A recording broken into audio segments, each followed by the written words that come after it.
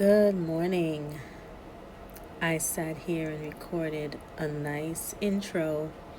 Thought I'd get in front of this camera and introduce myself again, talk a little bit about what I enjoy in my garden and what I intend to show in this tour. Unfortunately, the uh, microphone did not record. While I checked at one point and did see that it was on, the light was on, but it maybe wasn't connecting to the Bluetooth wasn't connecting or something. So I'm doing this voiceover now. Um, I decided not to go on and on because the tour is quite long. So we're going to just go straight into the tour. But you're going to see a little bit of the front yard and then we'll head back into the chaos. I hope you enjoy this video. I hope that you will watch it through to the end. And I hope that you will find some motivation from it to get started, get going, even if it's late in the season, which it's late right now. But you can prepare for the fall. You can prepare for next year. If you don't have beds, if you don't have a garden space, you can clear out and prepare the soil for next year. Be motivated to get something done. That is my intention, to encourage you to do something, to get out there, enjoy nature, enjoy the earth, and get something out of it. Something that you can eat, preferably, but even if it's just beauty or fragrance or just learning something, get out there and get something going for yourself, for your family, in whatever space you have. Enjoy the video. Please leave a comment. Let me know what you think about anything you see. And please enjoy it. My name is Michelle. I'm growing in New York City in Zone 7B in my backyard space. All the things I can possibly grow in my community garden space. But for now, let's just take a look at the backyard. Okay, here we are in the front yard. There's not a whole lot to see. I've kind of stopped developing this area. I focused on it in the beginning and didn't do much after. But here you have a peony. It's a single flower. Don't love it, but that's what's here. Not really the variety that I thought they were going to be. I thought they were going to be a double pink. They are single. And so they make a huge flower, which is wide open, and then it just doesn't look as pretty because it's not a double. I forget the name, but that's what it looks like. So it's making seeds, and this year, last year actually, it dropped some seed, and they came up. So now I know I can always propagate from seed. This is my comfrey row. It used to be full throughout, but it's been neglected and been driven on, I'm sure. It's just the front foundation planting that needs to be cleaned out. My steps is garbage and plants that have never bled. These plants. Oh, this is just me. Okay, this is me. All right. I bought this in March and look where it is. It's still there. And I never planted them. Oh my God. I have two cherry blossom um, green stalks that I bought this Mother's Day sale. And I think I'm going to just put them in. I mean, look at them. They're still flowering. The heat wave did that to them. But otherwise, I have barely watered them.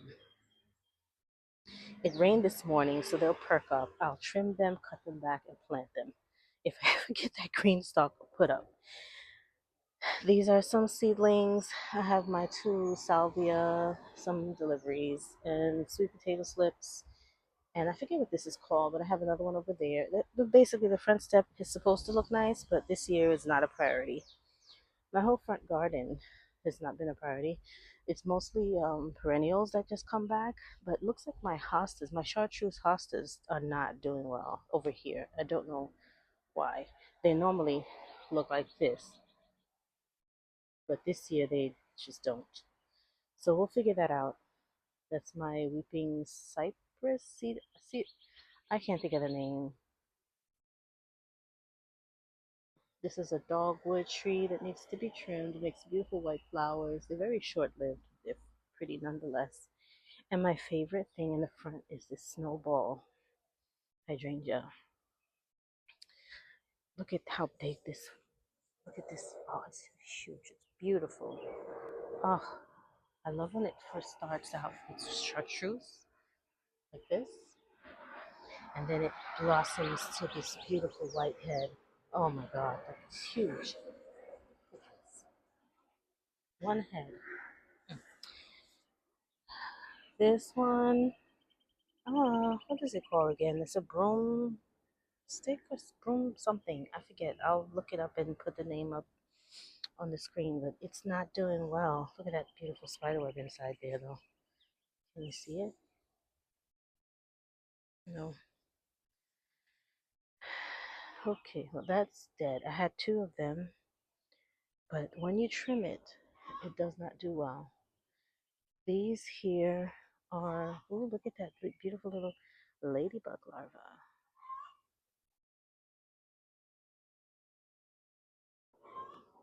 This is a medicinal plant. Why is the name escaping me right now? Golden, hmm, I'll think of it later. It makes a golden flower. It's kind of looks like a weed on the side of the road. It's often mistaken for ragweed. I can remember all these other things, but I can't remember the name of the plant. I came for my snips. I'm going to see if I can snip some breakfast greens while we're here. Okay, let's go to the back. And we're going to start in the back where there's a huge mess. The mess is construction debris, construction in process, just a lot of mess. But it's my reality, so that's what you're gonna see. Sorry for the chaos, but this is my life right now. All right, here we go. This is my side yard garden. Generally, it has, I'll use this as a pointer, why not? Some hostas going across here. I did have a heuchera there, which is a beautiful chartreuse reddish heuchera, but it seems to have passed on. I also have some Solomon seal in the middle here. We'll see how that does because now we have a drain pipe going, a gutter drain, coming down here. So that might pose a problem to this area. I did not expect them to put it here. I thought it might have gone more to the front, which would have been preferred. But I think the window may have what's posing the problem. I don't know, but we'll make it work. We'll maybe have to change to things that like to be wet. I'm not sure what Solomon Seal prefers. I just don't remember. Now on the other side, we had a patio here. I mean, it's still underneath all of this mess, with seats, with chairs, and and this corner mimicked the other corner with the hostas and the heuchera, but yeah. And then on this side garden, there's a lot of debris from the siding, that old siding that needs to be raked up. And I mean, it was clean and it was messy, and it was clean and it was messy. And now I'm just waiting for everything to be done to really clean it out. But I have a nice row of these, what do you call these things again? Lupine, not lupine, liriope or liriope. Some people say liriope, some people say liriope. It comes in this variegated type of leaf and the solid green leaf, and it makes this small little shoot with purple flowers. Um, I have that going along there, and in between, I have these mini hostas. I'll show you the mini hosta. It's because it actually came back. It's a mini hosta. It's so cute. There's a few of them that came back. So what I'll have to do is split them maybe at the end of the season so that I can get some more. This is a Wigelia with a beautiful pink flower. it really got beat up this season. I have these that flower. I don't remember what they're called, but it makes like a spike, long spike, and flowers coming down. I have some forsythia back here. It's like a variegated forsythia. The leaves start out kind of with this yellow veining, and then they become a dark green. Um, it didn't do much as far as flowers this year, but also it got beat up because in all the work, they throw all the debris down, throw things out the window. It's just a mess. I have a elderberry here. It's a small little thin. Oh, what is that? Oh, okay, that's just garbage. It's just one stem because it's very shaded, and it's long as it's back, I'm happy. Otherwise, I need to move it. There is mini rose. I mean, it's gigantic, but the flowers are mini. It does make tiny little rose hips too, so I like it for that reason. But otherwise, I really don't like the plant. It just found its way into my yard, planted itself, and then I moved it over here. This is I think a verbena. It makes a white little flower, smells really nice. It's been here forever. Oh, mosquitoes. Ugh. Um, you cut it all the way down to the ground, and it comes back. Within a couple of years, it gets this big because I didn't trim it back for a couple of years at least. The chickens are here, probably wishing that I would let them out, but I'm not going to do that right now. I have some flowers in this pot over here. Otherwise, it's just a mess over here. So let's move on from the mess. We don't need to talk about mess all day. I want to show you some pretty things. Okay. Ay, getting stuck on the rose. Okay, here we are. My apple tree is here. You see the apples are coming on very nicely. What happened? Oh, look at that. My currant plant just burned. Ugh. I don't I don't know how that happened. I don't think I sprayed it. I definitely didn't spray it. Did I spray it? I don't think I sprayed it. No, because I mixed the spray at the garden. Okay. So what I'm talking about is recently I sprayed my vegetables at my community space, and it was hot, so I did damage some things, and I knew better, but I did it anyway because they were brassicas and I felt they could handle it and blah blah blah. But it's fine. Everything is still growing. Nothing was killed. Did I spray it? No, I didn't. I didn't bring it home. It stayed in the car. It's still in the car. I didn't mix it here, so no, I didn't spray it. So this is just heat damage. The apple tree looks damaged too. I mean, and it makes sense because we had 105-degree weather. I mean, come on. All right. Well, the apples do look good otherwise. There is some disease. There are some bugs. There's some like aphid infestation.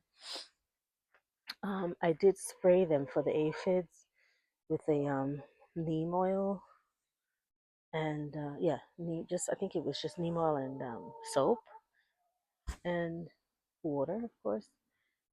And they did, I think, help, but I only sprayed it that one time. This looks like this is a what is that, a worm? No, that's the tree. Okay, but that's what happens when you have these bugs. The leaves like curl up like this, and then if you turn into the leaves, you'll find bugs inside. This one I don't see any, so there's something else because I mean it's not just not just one thing that can cause leaf curling. It's multiple problems that can cause leaf curling, but early on that was what was happening here. I sprayed it and the leaves started to look better, but honestly, I'm not really worried about that because it doesn't affect the fruit so much. The fruit had already set by the time I found those bugs, um, and they're growing. It doesn't look like they're gonna get very big. I might need to like feed this tree with something. I see ladybugs on it, which is great. They love to eat aphids. But then next we have here my fig tree. I don't want to spend too much time on each one because I love to talk and I will talk you to death. So we're not going to do that today. But this happened to my blueberry. Ooh, this is my pink lemonade blueberry. Looks like a whole branch. You know why this happened? Not just the heat. The heat combined with the fact that I wasn't able to get out here and water for one of those days out of three. And that's what happened. So what I should have done is water it deeply before the heat wave came on, and then water it nightly or early morning daily. That didn't happen. This is also in a pot, so it dries out even faster. Although it's kind of a little bit shady, somewhat on one side at least because of this fig tree. Not enough to protect it. Okay, here's the fig, and look, I've got new figs coming in. Why is this so blurry? Okay, let me see if I can fix this camera. Okay, I think I got it. I'm so sorry. I've been filming all this time in a blurry lens. But look at these figs. There's one there. It's kind of hard to see. So let's see it there and there. And there's a whole lot in the tree. Oh, I don't know if you can tell. It's kind of hard to see, but they're over here. Yeah, it's hard to see. I don't know. But there's a whole lot of fig. So I have the ones that came on at the beginning of the season, which is the first time I've ever had figs come on early spring, like Breva, they call it. And this year, spring, it was the fig tree sprung this spring. Oh my God, it's such an amazing thing because I literally threatened this tree before it gave me any fruit. And I'm going to run with that story because I think it's so funny. Oh my gosh. Here are my grapes. And these grapes, they look good now, but let's just see. I'm hoping for success this year. There we go. So we'll see what happens. Every year it gets fungal disease and perishes. All the little fruits go black and inedible. So I'm not too excited, expecting anything. That's what it does. Anyway, these zinnias look amazing. They're so beautiful. This variety, I can't say exactly what it is. What I can say is that I got the seed from a fellow gardener's plot in my community space that I garden in. They had a whole bunch of zinnias. What happened is she dropped the seeds by accident and it made this beautiful drift of zinnias. Oh, it was beautiful. And most of them were these tiny little flowers. The flowers are not very large. It's just the circumference is so small and diameter so small, but they're still so beautiful. So just collected a bunch of flower heads and saved them and mixed. I didn't care that they were mixed up because it was probably a mini mix of maybe a mini zinnia. I don't know. So I just threw them down in this pot, and in this one, that one was very much affected by the heat. It was very droopy, so I came and watered it a couple of days ago during the heat wave. I watered it very deeply. This one was not as affected because I guess it still was very wet from a previous um, watering, so it did much better. I have my chives in this little basket planter, some blueberries that need to get out of that little pot for years now, but it's still kicking. Here are some zinnias in the base of this mulberry, which did very well this year. Gave me quite a bit of fruit, survived very well during the heat wave. I mean, this is a plant that does well down into the south, so it did well. The blackberries, again, sun scorched berries. I mean, this heat wave couldn't have come at a worse time. Most of these berries are damaged from the heat of the sun. And I don't think that it matters whether it was damp or wet or not. These are in the ground, so they should have, and also very well established, been here a couple of years, so they should have been able to pull water. I mean, I'm sure the heat and lack of water damaged it, but at the same time, I feel like it's established enough that it should have um, done better. But I don't think that the berries could withstand direct heat for so long. Okay, now we're in my garden. In this corner, I still have some more berries back there that are just, look so damaged. My currants, the leaves are burnt, but they look good. The berries themselves look good because they are shaded by the leaves. Two raspberry plants that I need to get in the ground still. You're going to hear that repeated a lot. Now, here we are. I want to show you. Ooh, look at that. There's a little tomato. I think that plant is a sweet million. Uh, super sweet 100, sorry. I think, but it looks very orange, so it might be the sun gold. But it's early still. I'll let it ripen more so I can see exactly what it is. This raspberry. Now, this raspberry, I think is a Tillamook.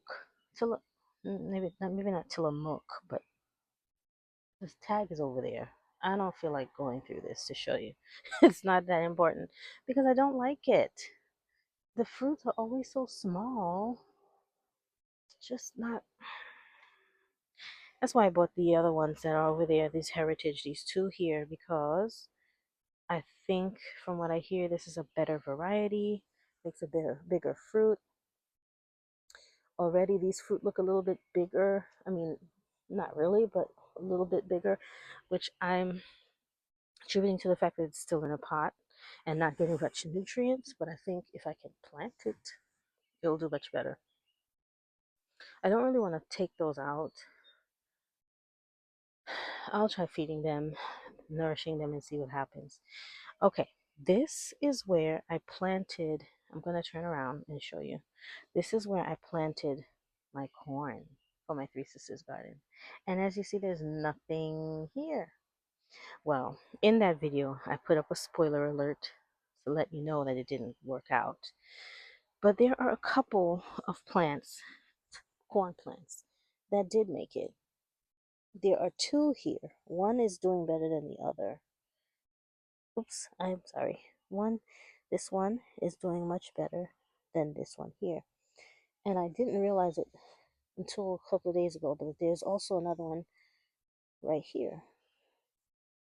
So the ones that are competing for space and nutrients, but also at the same time sheltered by all these other plants, did much better.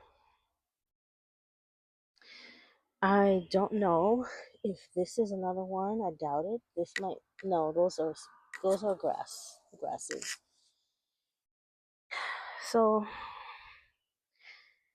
well, you know, it is what it is. I have more corn seed. I'm gonna try to put it in. I will not be soaking it more than an hour or two this time because I've learned my lesson. I'm not doing it again. So I thought that I was doing okay having soaked the seeds beforehand. And when I realized that they were soaking too long, I started treating them as, um, oh gosh, what are those things called again? I started treating them as like sprouts, alfalfa sprouts, microgreen type things. Basically, the jar method where you soak for a day, then rinse and repeat for the following days until it sprouts.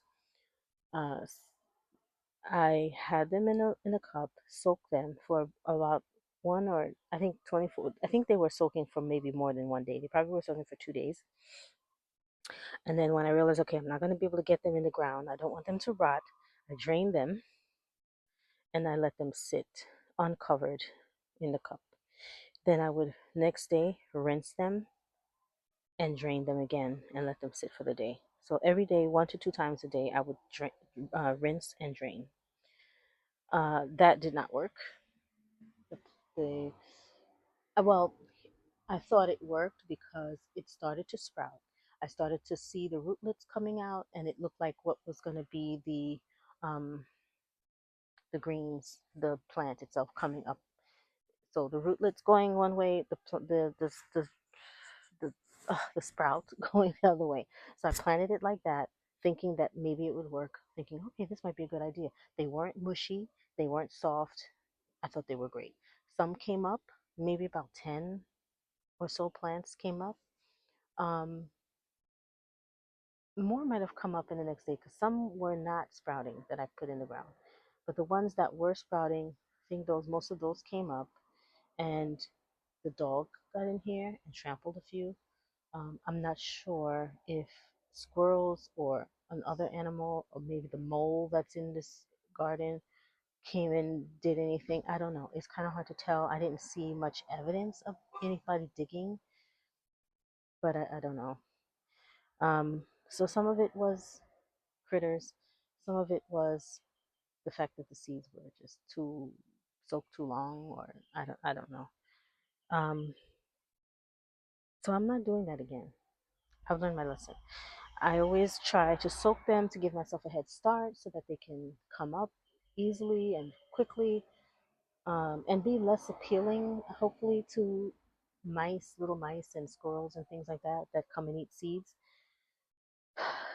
But I'm gonna, from now on, have a plan. That's the plan. The plan is to have a plan. Ay, ay, ay. The plan is to have a plan. I don't know if that's gonna work, but the plan is to have a plan and to soak for the duration of my time in the garden and then put them in the ground. So maybe put them in the water in the house, bring them outside here with me. As I'm prepping the area, making my rows, let it soak during that time. And as soon as I finish making my rows, take them suckers out of the water and put them in the ground. An hour is enough time for them to soak up some water and let it do what it do. Because I can't lose so much seed. I mean, it's $2, not a whole lot of money, but when it happens over and over again, it adds up and it's frustrating.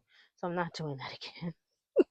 Okay, so I put some squash in the ground and melons and all the things. I haven't labeled everything yet, but this is two plants. These are golden hubbards. They're doing beautifully. I only planted them, I think, about a week ago. These were heavily affected by the heat wave and not being watered because they're more in direct sun, whereas those were smaller and get shade a little earlier in the day. And these along the fence line are shaded rather early in the afternoon.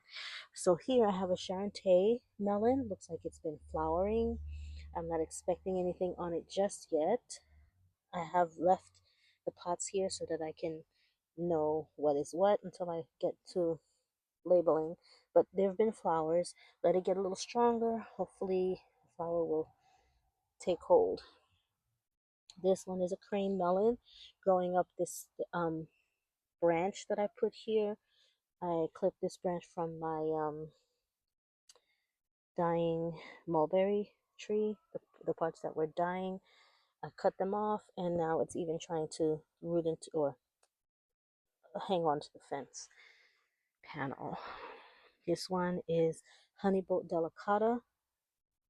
I just have one, and I may have planted more than one seed of each of these varieties, but these are what have made it. This one is looking really well, really good, and hopefully it'll reach the post.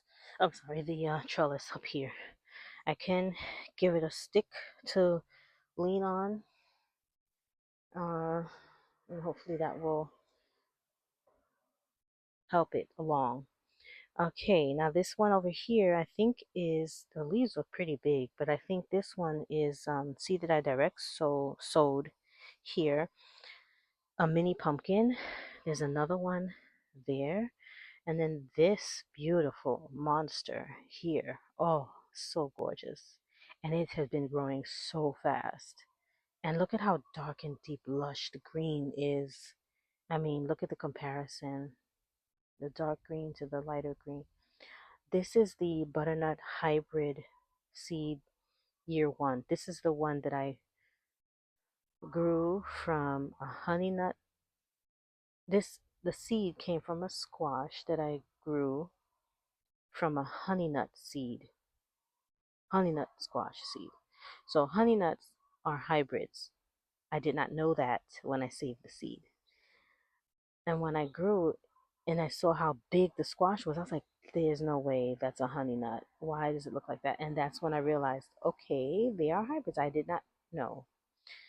Um, but I saved the seed from that squash, and these two plants, this one and this one, I believe were saved from that seed. But I'm thinking that this one might have been mixed, or maybe this one, I don't know, because the leaves look very different.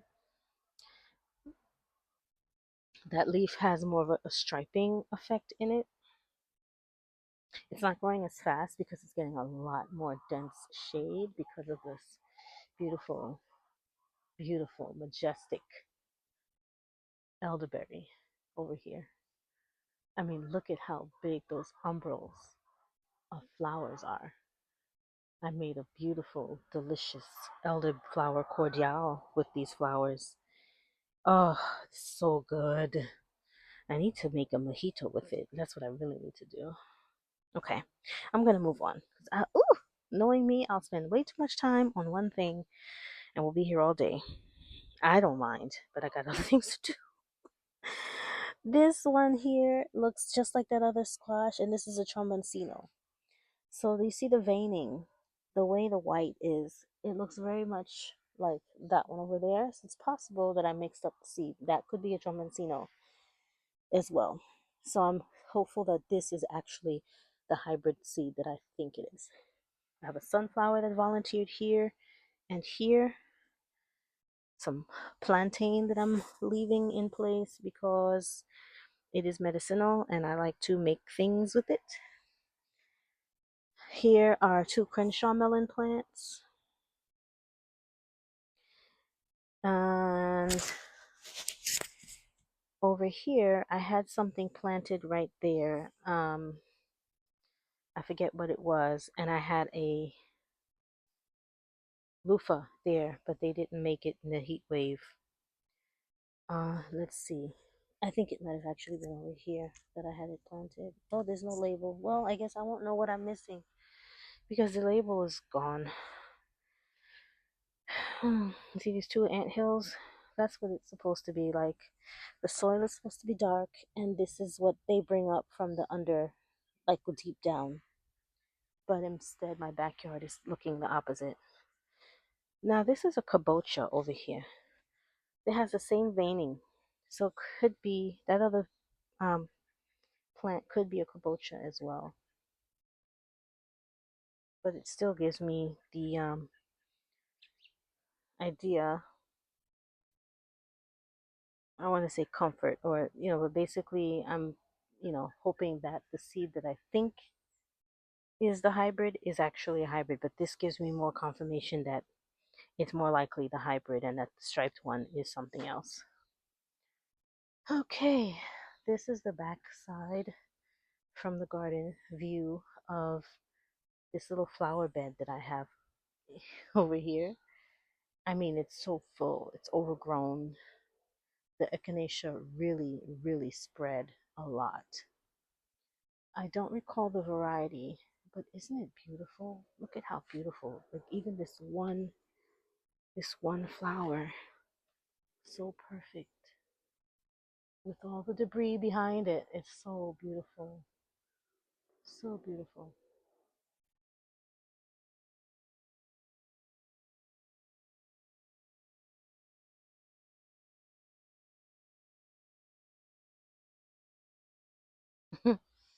Oh boy. And here's the majestic elderflower, elderberry plants. I have two of them here. Okay, what's there to see next? I have a thyme plant in this pot. that survived, some fennel that's coming up, or I don't know if that's fennel or dill. I have these black-eyed Susan that just appeared here. My neighbor, uh, well, former neighbor who has since moved, used to have these lining the fence, the white fence over there on her side, and the white fence was not there then. But she had them lining the whole backyard, and I loved them so much. The one that I took from her that she gave me didn't do well, and then one year, years later, these popped up over here, and I was just so grateful to see them. So grateful because the current neighbor pulled them all out because she has flower allergy. Isn't that horrible? To be allergic to flowers? Oh, all flowers?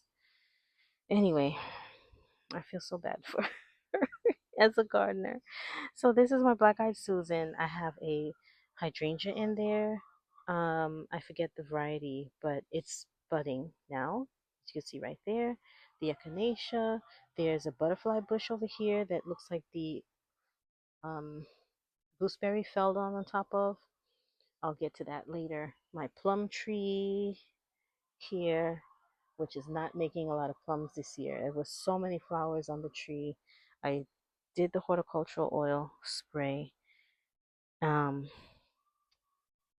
and it definitely, the few plums that I do have look like I see a couple in there, but the few plums that I do have some damage to them. So I might get a handful of plums this year.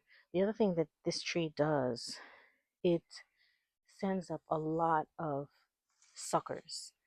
These these branches that go straight up, and it makes a lot of them. Um, I'm not sure if that took away from the energy with fruit production, but This is the abundance of plums that the tree gave me last year. Isn't it beautiful? this jungle here is a beautiful Jerusalem artichoke jungle.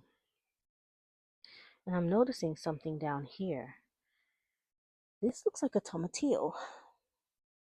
I'm not sure, but it definitely looks like a tomatillo. I will leave it here and see if it makes any flowers, and then I'll be able to tell. This is where I tried to propagate the persimmon, but I'm pretty sure nothing is going to happen there. This is my composting area. I have mint here, fennel here that comes back every year. This is a mojito mint, and yes, it's in ground. Look at that mess back there. Sometimes I'm scared when I come back here. But other than that, look at this heap of compost because the mole, which I believe it is, has gone in there. There is some hardware cloth. Looking back here, hardware cloth underneath, but clearly this little rat is a master at getting through hardware cloth. You can't see it. It looks like it went under because I noticed the other day that not only is there a heap of compost here, sorry, there's a heap of compost on the other side behind the other bin, which I'm not happy about back there. So it's getting in. Anyway, I'll deal with that another day. I have a poison for it. Sorry for all the animal lovers, but I don't want this kind of bug or pest in my yard because it grows all around the yard, getting into everything, digging into everything. And I've taken a little time whew, to look it up, and I learned that it likely is a mole. Moles are the um, uh, insectivore. I don't want to say omnivore because omnivore means everything, right? I think. But they eat worms, and the compost bin is going to be full of worms. So that means now that they are affecting my compost production. So behind there, look at that. You can see all of those avocado pits, and those are compost remnants. Let me see. Yeah, see that? And it came from over there. So that little bugger is digging out my compost. Okay, let's move on because time is moving on without me. This is where I'm trying to propagate some things. I put this is a lavender. Oops, sorry. Let me zoom back out. This is a lavender plant that broke off and I put it there. This is oregano. It's a weed, clover weed. This, I looked it up and I don't remember what it is, but I thought I'd leave it. This is another oregano. So we'll see if this lavender and this oregano makes any roots, and then we'll be able to replant it. These seed I threw here because I wasn't sure what they were, but now I know. It's lacinato kale. This is some thyme and chives. The dill over here didn't do very well. More thyme back there. This little planter has been neglected, so don't expect a whole lot from it, but I'm glad to see something. This blueberry broke off of my blueberry plant, so I put it in here. It also has some damage from the sun. The thyme is doing well. There's dill in here. You know, I've never really had great success with dill because it always just bolts. But now I'm wondering if that's what it does. So should I be somebody help me? Should I be harvesting the little fronds as they come up? Or is there a period that you try to harvest it? I don't know, because I've never really grown dill successfully before. Like it just always seems to shoot up. But I'm wondering if that's just how it is. I did collect some of the fronds off of another plant that's here in the green stuff, and I'll show you right here. I don't know if you can see, yeah, right here. It went straight to seed, but I did take some of the fronds off because I noticed that some of them were burning or just yellowing, like they were too old. Oh, it smells good. Mm. Sorry, television is not a real thing. Oh boy. But anyway, this is my herb garden in the green stalk. I did not refresh it this year. This is just a continuation from last year. I have a plantain that self seeded itself in there, I believe. Oh, look at that. Oh, I'm so happy to see you. Oh my gosh. Oh, I'm so happy to see you. Oh, look at Oh, look at another one. Oh my god. And the chickens are laying. The chickens are happy with me. Look at that. It's flowering. Oh, I'm so happy. Okay. Last year I planted these from seed. They didn't do anything. They didn't give me any flowers. They just green, green, green, green, green, and then powdery mildew. It already has powdery mildew this year, but it has flowers now. And I just remember thinking about this just the other day when I was looking around out here. And I was wondering, is this thing going to flower? Is it really what it's supposed to be? You know what I mean? Because sometimes you get seed and they're mislabeled, even from seed growers, seed sellers, whatever. It can be mislabeled, or there could be anything. It could be any problem. But I did not expect that it wouldn't flower last year, and I planted it early. It's not as though I planted it in July, like I'm doing a lot of things this year. I planted it early, and it never gave me a flower. But so I'm so happy to see flowers coming. This is what is it again? Monardo. Oh, what is it called again? Monardo is one name. Bergamot is one name. Oh, geez, it's a flowering medicinal plant. Is what it is. Monardo, but I can't think of the other name, the common name. And I saw a label for another plant like it recently, but I don't know where it is. Okay, I'm happy about that. I'm so happy about that. That is exciting. Oh, I'm so happy about that. Oh, I'm so happy about that. I need to research what it is again and what I can use it for because I can't think of it at the moment. This is lamb's quarter, which is what I took the scissors for so that I can clip it for breakfast. I don't know. Yeah, I think this is another dill. This one. I'm sorry. I'm pointing all kinds of places except where I want to point to. This is a lemon balm that I moved from the ground and put in here, and it's doing so well. Look at how beautiful that is. And this is what I don't get. This is such. Oh, it's flowering. I should have harvested this already, but it's fine. At harvest, it tastes to me it just that's fine. I don't know if it changes the flavor. I just know I've never noticed it. So I'll probably hack it back and let it start again so I can get a second flush. But as thin and as fragile looking or seeming as these leaves are, they did not get affected by the sun and that heat wave. That's over here in these pots, we have a hodgepodge of things that are self-seeded. There are some ground cherries in here. There's some holy basil here. That is a sweet William, I think, or sweet. Oh, I forget. This is a more dill. Like you see, this is a prime example. This dill, the leaves at the bottom are brown and turning, and this one is starting to yellow at the tips. This one is beautiful green, and then it's flowering.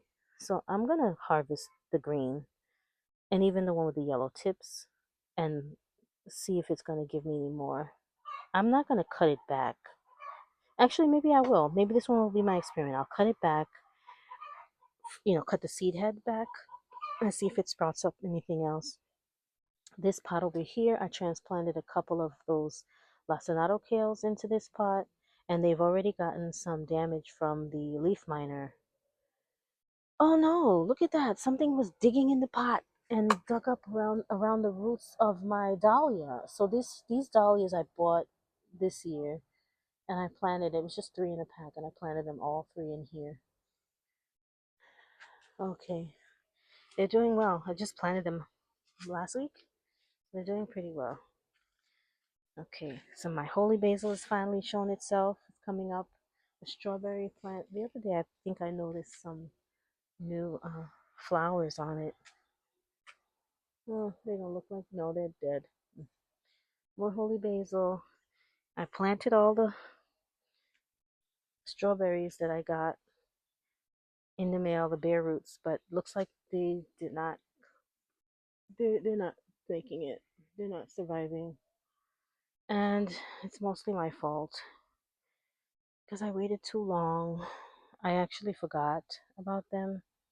And the horrible thing really is that I wanted them so bad, and I was trying to wait for um, a seller on Etsy to put theirs up for sale because they mentioned in the video that they were going to put them up for sale. And I waited and waited, and then it was just getting too late, so I went and bought them at my gardener. But then I forgot about them, and I didn't plant them right away because I forgot about them. And I should have just did like what I did here and just put them all in the dirt, even if I couldn't put them where I really wanted them. Then they would have survived because they were doing well. They were growing, they had leaves on them. The roots looked very healthy. But